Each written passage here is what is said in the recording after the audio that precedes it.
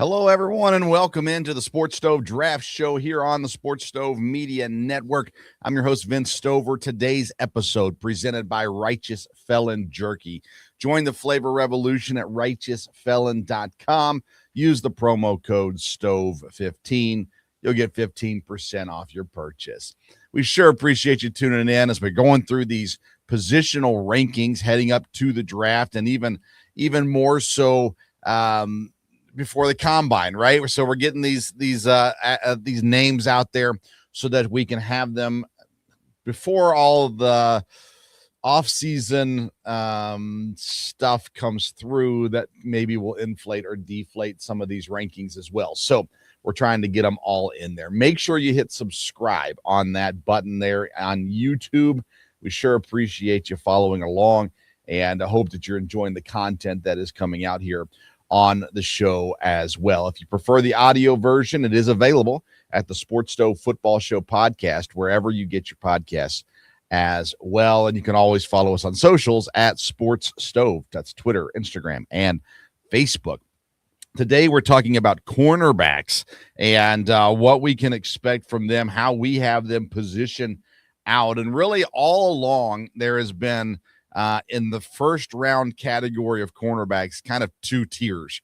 Tier one has always included Jermod, McCoy, and Mansour, Delane from LSU. So these two guys are right now it looks like top 15 draft picks. Some have them going in the top 10, or at least one of them going in the top 10. The others, Los Angeles is a pretty popular landing spot for a cornerback.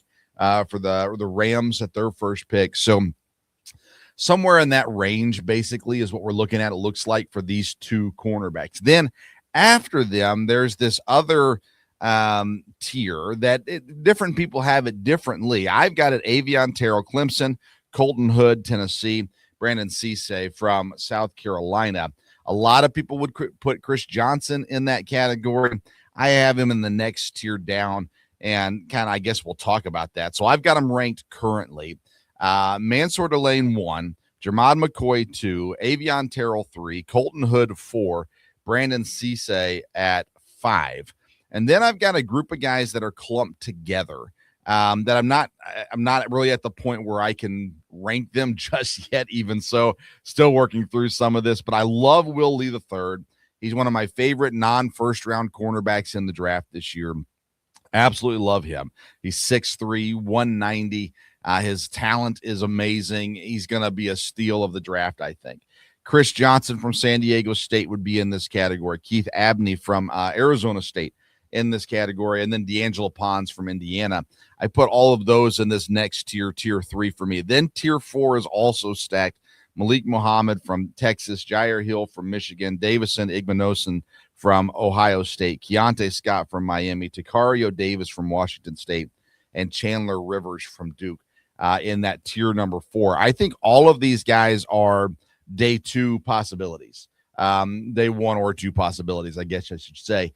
I think that definitely some of those tier 4 guys would drop into day 3 just because of how things shake out, more than likely. But I think that first 3 rounds, we see most, if not all of these guys go in the first 3 rounds. So let's talk through it. We're going to talk through a lot here in this episode. I'm going to try to do it quickly because our listeners seem to enjoy that 12 to 15 minute range of an episode. So that's what I'm going to try to do. It's going to be really hard. Let's get into it. I want to start with Mansour Delane, LSU, and transferred in, of course, 6'1", 190.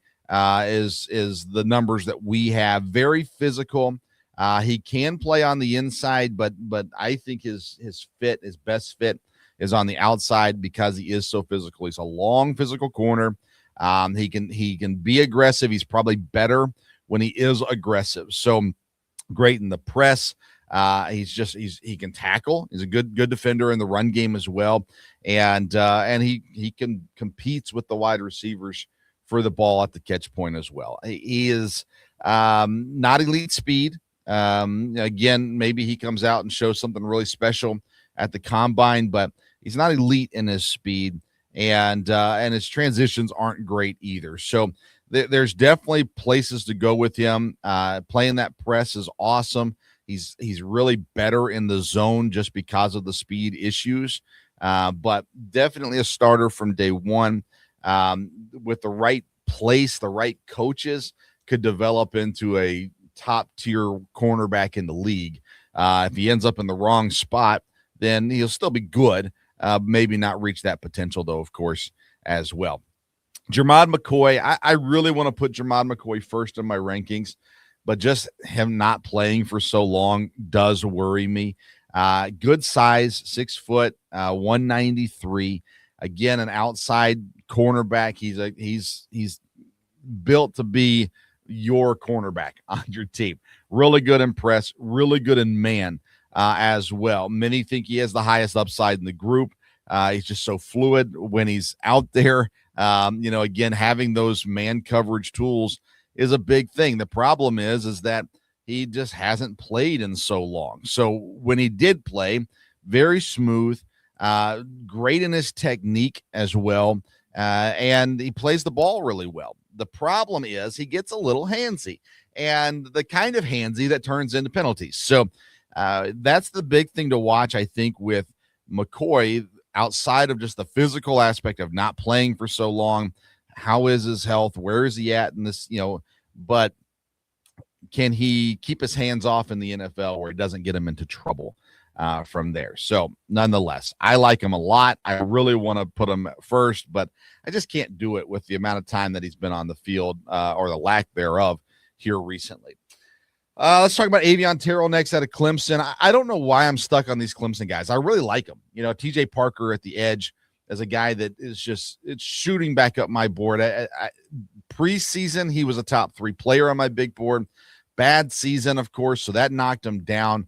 But he's climbing back up my board. Avion Terrell's another guy at Clemson that I really, really like. Of course, he has the pedigree. His older brother plays in the NFL and plays the same position. So at 5'11", 180, I think he's going to have some weight added to him by the combine, but he's physical in a sense that he's not going to overpower people, but he's got no problem of playing against players bigger than him. He's competitive. He can play in all kinds of different schemes. His feet are very quick. He's great in the short areas for sure, and he can jump those underneath passes well. He's got the football IQ. Again, it runs in the family.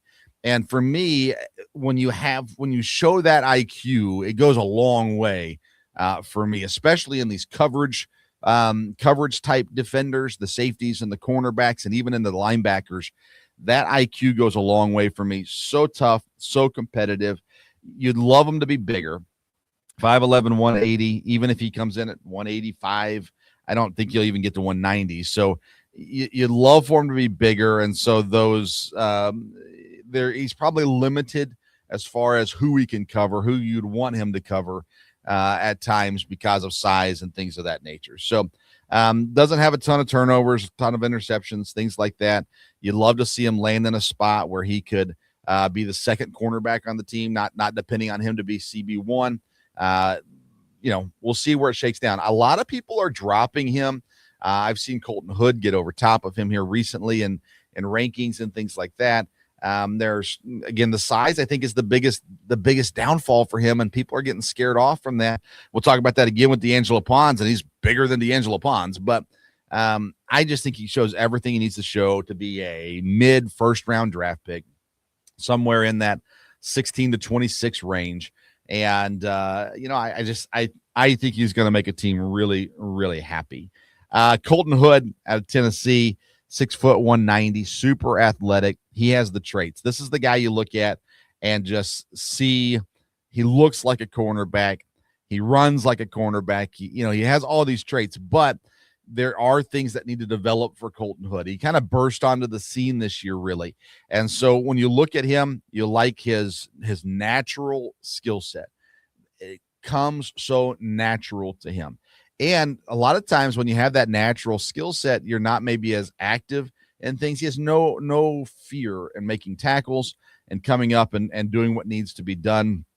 There is a few issues with some deep routes that he struggles in, tracking the ball, stuff like that. I'd like to see him somewhere where he could be in a zone style system. I think it's the best fit for him.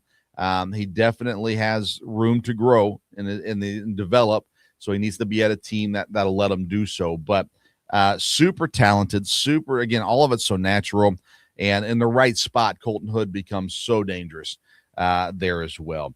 And actually, so as you can see, or if you've watched before, I'm a Packer fan, and I have said the Packers desperately need cornerback help. I don't think Colton Hood will be there, but boy, he'd be a great pick for Green Bay, especially with Gannon coming in and the system he's going to run would be a great fit for sure. All right, Brandon Cisse from South Carolina, big, 6'1", 195. He's physical too, long frame. He's proves his physicality as you watch. It's size more than athleticism, even though he is athletic. Size is a big thing for him, especially length. So he disrupts timing. He disrupts passes. He's competitive as receivers are going up for passes. And again, everything he does is physical, and that's important in today's NFL, especially for cornerbacks. A little stiff at times. His recovery speed is not what you want it to be. So again, it's physical over athletic, even though he is athletic. So again, another guy that you'd kind of look at and say his zone is the best opportunity for him there in South Carolina. But I like him as a fringe first rounder. I see him more as a second rounder personally, but I could see him sneaking in there at the end, like a Seattle or somebody like that towards the end of the first round as well. So really, I think McCoy probably has the highest upside. I still think Avion Terrell's the safest cornerback of the first round, but Mansour Delane has this super high floor and ceiling, and his physicality I just absolutely love.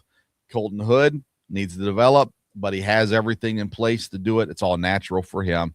And again, Cisse, more of that late first rounder, put in the right scheme, is going to be really, really good for you as well. All right, then let's look at that third tier that I have, the Chris Johnson, Keith Abney, D'Angelo Pons, Will Lee III. We'll start with Chris Johnson. Everybody's in love with him. Listen, he is physical. He's great in the press. He's 6 foot 195, somewhere in that range at least. He is the kind of guy that's going to come into the NFL and have no problem transitioning into the NFL. Again, super competitive. On the outside, he's not going to be your inside guy, of course, as well. Super strong at the line of scrimmage, great length. So it's great on the outside to compete with those catches out there. He is physical as a run defender too. Another cornerback. This is kind of, I think, a unique class. The corners are not afraid to make tackles, and Chris Johnson is in that category as well. Weaknesses would be that deep recovery speed. He's super athletic, but the speed, you just want it to be better. These are not the 4.2 guys, that we're looking at this year. So everybody loves him. He's rising up boards. I've seen several people putting him in the first round. He is a day 2 guy for me. He is a round 2 guy for me. I think probably first 15 picks or round 2 is where I have him sitting at right now. So a big opportunity, though, for him to make a big jump and play a lot of football this year. Will Lee III, again, my favorite of these guys, and especially in this tier of guys right now. 6'3", 190. They think he could even hit 200 here in the offseason. Super long press. He's great in man. He had some JUCO years where he was standout because of his size and physicality, but he has developed into what I think can be a cornerback 1 in the league. The reason why I have him ranked lower than the other guys in the first round is just, I think, again, it's a lot of it comes to do with some development things that need to happen for him. I think long-term, Will Lee is a legit guy that could be there for Green Bay. Some have him as a round 3 guy. I think if Green Bay took him at round 2, I would be a really, really happy Packer fan. But nonetheless, again, excellent length, great frame, very fluid for his size, especially jams at the line really, really, really well. So competitive and confident in how he plays. The problem that he has is route anticipation. He needs to get better at reading, at seeing what is coming. And similar to Jermod McCoy, he can get a little handsy. So need that to improve for him. I'd love to see him in round 2. That's where I have him graded. And I have him just below Chris Johnson in my grades. Keith Abney the second. This kid comes in from Arizona State. Again, this kid is athletic. You can see him outside or inside, 6 foot, 185, 190, somewhere in that range. They're very quick, very smooth. Short areas are phenomenal for him. And again, so competitive. He could play in any scheme that you have for him. Closes really, really well. He's not long. His size isn't bad, but he's just not long. And so that can hurt him against bigger receivers. And his tackling, unlike some of these other guys, his tackling lacks consistency. So that's an area to be concerned about with him. But I see him easily as a round two off man, cover 3 kind of player is what fits him best. Then the last guy we'll break down is D'Angelo Pons from Indiana. You know his story because of the national championship run. 5'9", 170 is what I have him at. I've seen him listed at 5'10". We'll see what he ends up. He's probably going to end up being shorter than obviously listed. Undersized, but when you see this kid play, he's explosive. He is quick. He gets to the ball. He is so stinking tough. He doesn't seem outmatched even against the bigger receivers.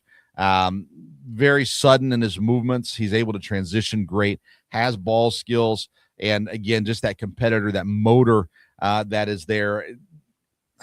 This is a horrible comparison, but to me, he's the Baker Mayfield of cornerbacks. He is that just competitive mindset. The size is a limitation, especially in the NFL. It's going to be a problem. He's going to be able to make up for some of it with his competitive nature, but at the end of the day, you're only as big as you are. So that is a problem, and that could limit him in a role on a team. He has to be on the right team that knows how to use that kind of size. So nickel-heavy defense where he can come out. Man is probably his best suit for sure, but the talent is so there. The tape is there.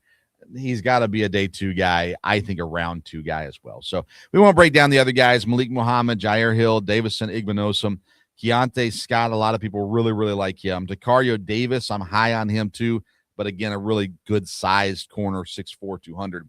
And then Chandler Rivers from Duke. I think all these guys are day 2 guys that I just mentioned. And a lot of good things can happen here. A lot of good cornerbacks. Every team needs one. So let's go out and get one. Let's find the right one that fits for your team and go from there as well. So there you go. Cornerback rankings for the 2026 NFL draft. And we'll continue to drop these rankings. We did running backs and receivers already. So then this episode will drop. And then I think we're doing safeties next. And then we'll get into edge and linebackers and offensive linemen and quarterbacks and all those good things too. Coming down the road. So make sure you're subscribed to the Sports Stove YouTube channel. Make sure you follow us at Sports Stove on social medias. And don't forget to get yourself a snack at righteousfelon.com. That's Righteous Felon Jerky. They got beef sticks as well. But you can get a great discount at Stove15 at checkout. STOVE15 at checkout will get you 15% off your purchase each and every time. All right, there's your cornerbacks. Like I said, we'll come back next time with more rankings right here on the Sports Stove Media Network.